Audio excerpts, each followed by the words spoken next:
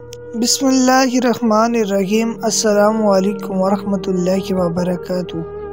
آج کی جو ہماری ویڈیو ہے وہ ایک عورت کا واقعہ ہے۔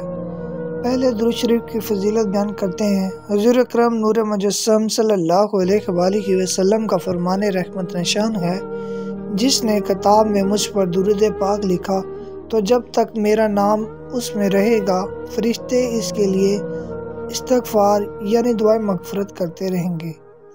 صلو علی الحبیب صلی اللہ تعالی علی محمد۔ بصرہ کی ایک نیک خاتون نے بوقت وفات اپنے بیٹے کو وصیت کی، مجھے اس کپڑے کا کفن پہنا دینا جسے پہن کر میں رجب المرجب میں عبادت کیا کرتی تھی۔ بعد ازاں وفات بیٹے نے کسی اور کپڑے میں کفنا کر دفنا دیا۔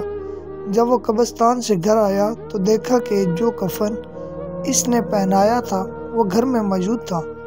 اس نے گھبرا کر ماں کی وصیت والے کپڑے تلاش کیے تو وہ اپنی جگہ سے غائب تھے۔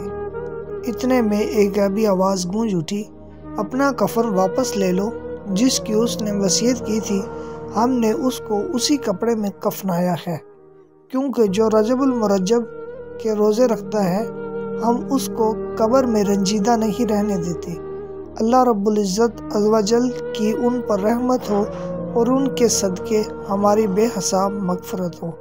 اگر ویڈیو اچھی لگی ہو تو لائک، شیئر، سبسکرائب اور فالو لازمی کرنا۔ اللہ حافظ۔